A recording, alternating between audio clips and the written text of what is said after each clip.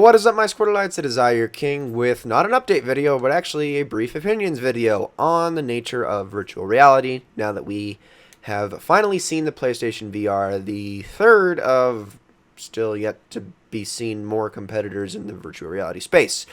So, of course, price point came out, a lot of people are freaking out, and, that's understandable. It is pricey, of course, for the average consumer. And I just kind of wanted to address a few things and just kind of let people know what the deal is and really what you should be concerned with as far as virtual reality goes. And it's not like I'm the biggest authority on this, but I think I would like to just kind of condense things so that people understand the differences here. So we have the HTC Vive, we have the Oculus Rift, and we have the PlayStation VR at the moment.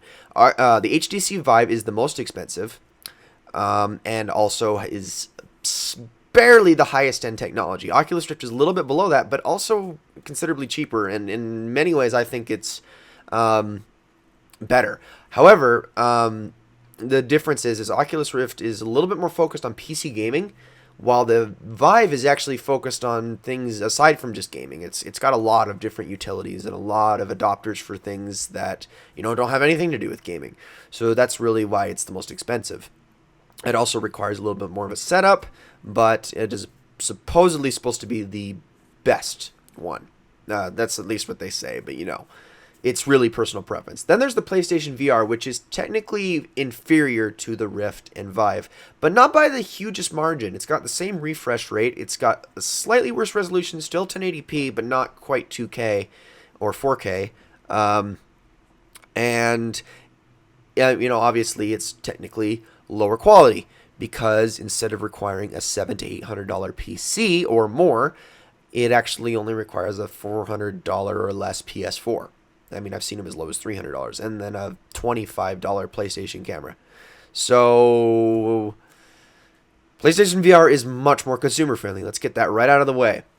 It's a little bit more gamer focused, but not PC gamer focused. It doesn't have as broad of an appeal gaming wise. But the difference is you're pretty much, if you don't have, let's just, hypothetically say you have nothing for the PlayStation VR, none of it, no PS4, no controllers, anything, and then you have nothing for the Oculus Rift. Technically, you're almost shelling out double for the Rift if you don't already have a PC of that caliber. So that's really where the decision comes down to, what is more expensive. But of course, most people interested in this stuff already have one or the other. They already have a good PC or a PC that can be upgradable to that point, or they have a PlayStation 4. Obviously, if you have a PlayStation 4, you're looking at the PSVR and you're going, $400? That's how much I paid when the PlayStation 4 came out and all that stuff. And, honestly, I'm surprised none of these headsets are more. Like, the Vive's price is what I expected the Rift to be, and the Rift's price is actually what I expected the PSVR to be. It's new technology. It's going to have early adopters that are really just there to invest in it and who actually can shell out that kind of money. That's the point. It's not supposed to be, big in the consumer space and everyone's going to have one in their home on day one. That's not how it's supposed to be. It's maybe going to be like that in 3-4 years, but it's not going to be like that instantly.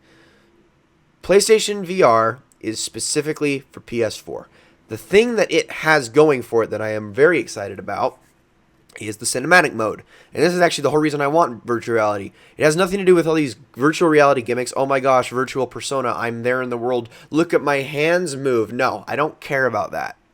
Okay? That's a gimmick. That is going to get old very quickly. And I will want to just go back to my precious controller, my precious DualShock controller. I'll just want to go right back to that and play some games. But the cinematic mode that comes with the PlayStation VR is what's piqued my interest.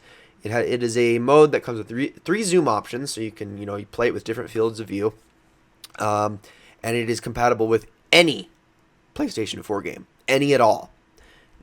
So you can immerse yourself into that environment, kind of have a whole personal home theater experience, right on your face while you play games. For me, that's worth it. I mean, maybe not a full $400. I mean, I might get it at launch, but it's still kind of pricey. But it's worth investing in virtual reality just for that, in my opinion. I know a lot of other people don't share that opinion, and I understand. But that's kind of just the nature of VR at the moment. It's meant to be kind of expensive. It's not really something that you're supposed to jump on instantly. And really, just remember, it's not exclusively for gaming. Not all of the headsets are. They have other utilities. One, I guess just an example that comes to mind is like, surgical training for doctors and stuff like that. Being able to, perform surgery without actually having to do it in a much cheaper way than they already do. So, things like that. That is the kind of thing that just comes to mind.